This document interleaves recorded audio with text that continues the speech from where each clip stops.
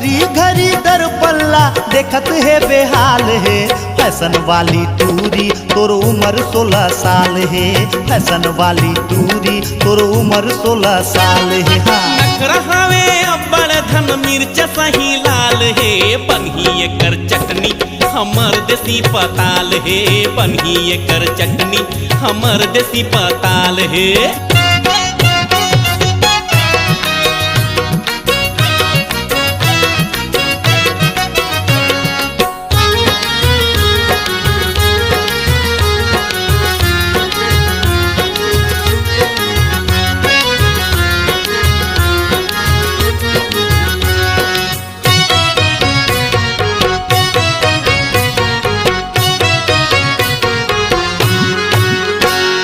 पैसा उड़ाहिए हर बाप के कमाई माँ। बाप के कमाई माँ, बाप के कमाई माँ। कुकरी अंडा पाहिए हर कॉलेज के पढ़ाई माँ। कॉलेज के पढ़ाई माँ, कॉलेज के पढ़ाई माँ।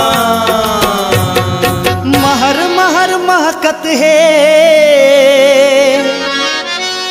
महर महर महकत है हिरनी सही चाल है। फैशन वाली टूरी तोर उम्र 16 साल है। फैशन वाली टूरी तोर उम्र 16 साल है। नखरहावे अब्बड़ धन मिर्च सही लाल है। बनही एकर चटनी हमर देसी पताल है। बनही एकर चटनी हमर देसी पताल है। घड़ी घड़ी दर पल्ला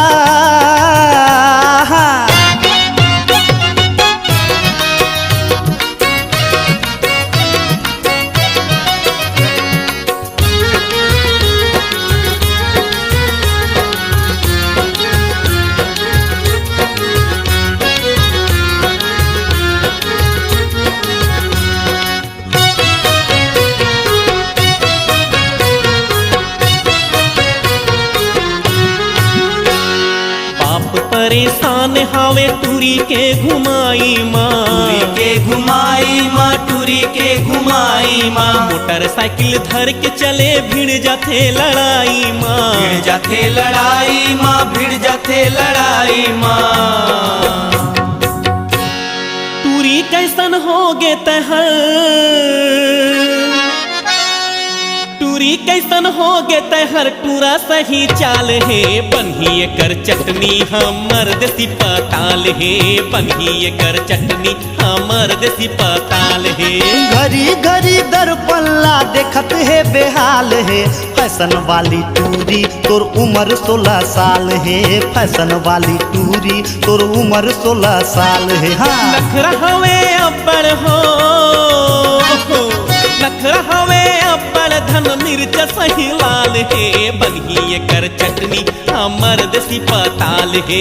बनही एकर चटनी हमर देसी पताल है। फैशन वाली टूरी तोर उम्र 16 साल है। फैशन वाली टूरी तोर उम्र 16 साल है। फैशन वाली टूरी तोर उम्र 16 साल है। फैशन वाली टूरी तोर उम्र 16 साल।